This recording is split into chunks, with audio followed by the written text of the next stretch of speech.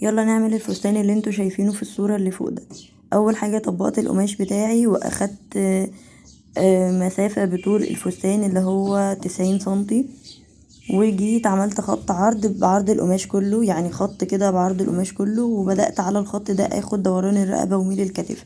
هي بس الكاميرا مش جايباه، بس انا اخدت الرقبة 7 سنتي وميل الكتف 12 سنتي.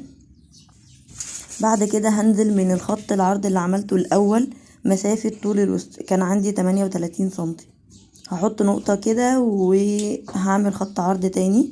خط ده هو اسمه كده خط العرض. الخط ده هيبقى اسمه خط الوسط لانه مسافة طول الوسط.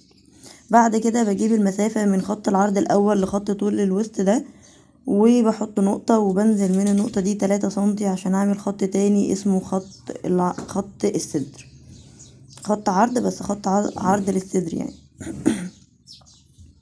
بعد كده بنزل من نقطة ميل الكتف اللي هي مش ظاهرة معايا في الكاميرا لخط الصدر ده بطريقة عمودية، يعني زي ما انا وقفت المسطرة قدامكم، وبطلع من تحت كده من عند خط الصدر ب7 سنتي وبحط نقطة.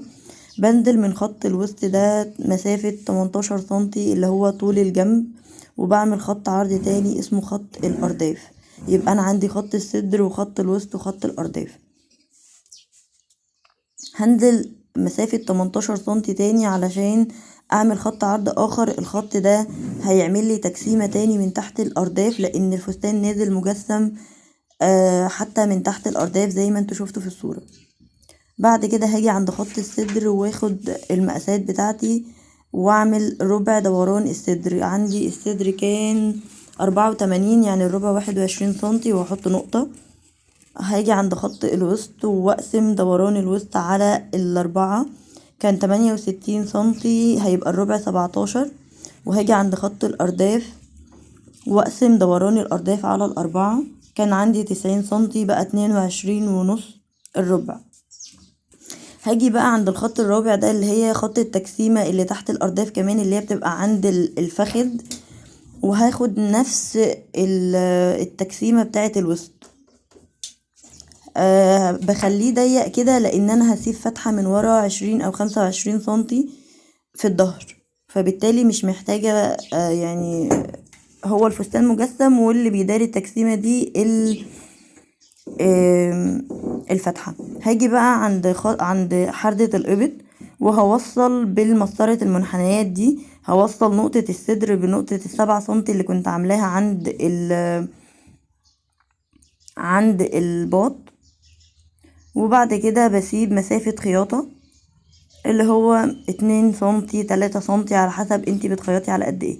بعد كده بوصل النقط بتاعتي ببعض، نقطة الصدر بالوسط بالارداف زي ما انتوا شايفين كده، عشان يعمل عندي التجسيم اللي احنا محتاجينه.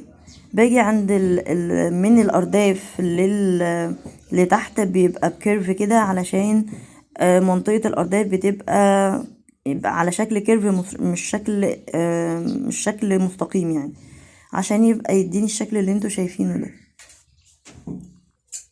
بعد كده هبدأ اقص لان انا خلاص خلصت الموضوع، سهل جدا مش محتاج حاجة. هنزل بس 2 سنتي لحردة الرقبة الخلفية لان حردة الرقبة الخلفية بيبقى عمقها اقل،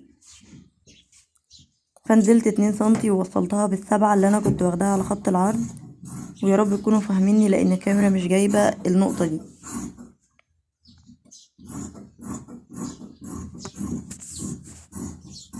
هبدأ اقص زي ما انتوا شايفين حردة الرقبة وميل الكتف والإبط والتجسيم بتاع الفستان.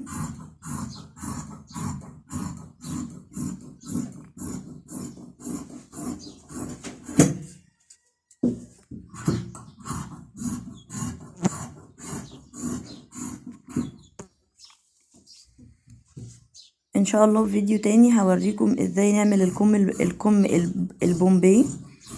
انا دلوقتي بعد ما قصيت عندي خط البورسل في زيادة او بيورور، يعني بيلف كده، فانا لازم اشيله علشان ما يضايقنيش في الشغل. وكمان انا واخده مقاساتي من بعد خط البورسل ب2-3 سنتي عشان عامله حساب ان انا هشيله.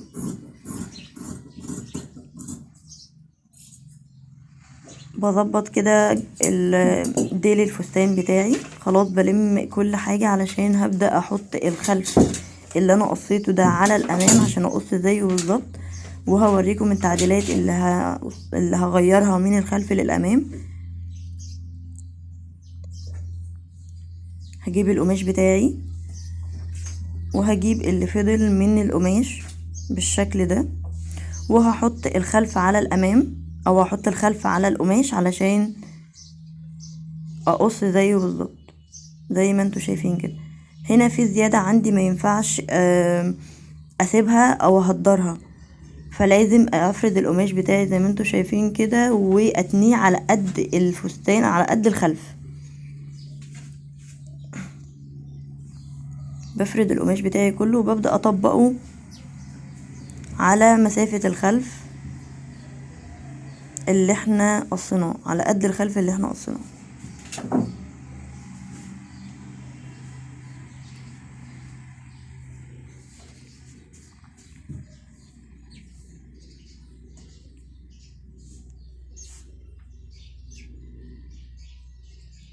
بجيب الخلف بتاعي وبطلع منه 1.5 سنتي مقدار كده كنت سايباه للخياطة بتاعة الخلف، لان الخلف عندي على مفتوح فهيبقى فيه خياطة.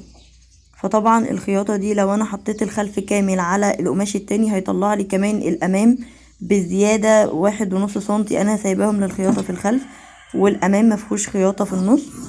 فبالتالي بطرد 1.5 سنتي اللي هما بتوع الخياطة بخياطة الخلف، وببدأ اقص عليه بالظبط.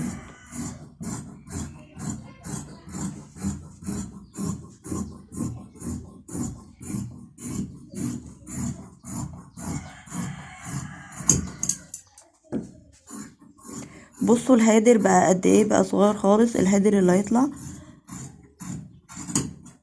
افضل مما اني كنت يعني هدرت كل القماش اللي انتوا شايفينه مفروض ده. الهادر طلع عندي ده بدل ما كان الهادر التاني كله، يعني بدل ما كان القماش كله اتهدر. ده القماش اللي فضل معايا كده. عندي الامام على مقفول، ده شكله.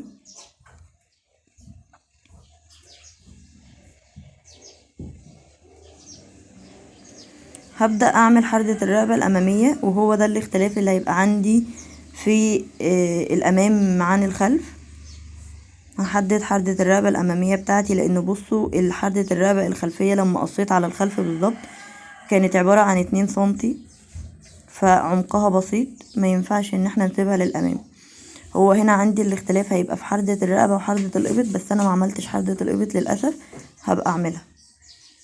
هحدد تاني كأني لسه ما قصيتش حردة الرقبة الخلفية، وهنزل 7 سنتي، وهجيب مسطرة المنحنيات بتاعتي اوصل 7 سنتي بنهاية حردة الرقبة بتاعتي، وابدأ الفها كده، وهجيب المقص بتاعي واقص عشان يبقى حردة الرقبة الامامية اعمق من حردة الرقبة الخلفية.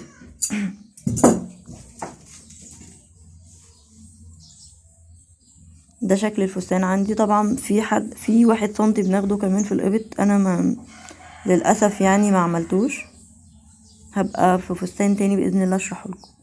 طبعا الامام عندي على مقفول عشان يطلع قطعة كاملة كده، اما الخلف عندي على مفتوح فطلع قطعتين. سبت الامام على مفتوح، الخلف على مفتوح علشان هسيب فيه فتحة 20 او 25 سنتي تحت في الديل، وكمان لو هو مجسم خالص هنركب سوستة. والسلام عليكم.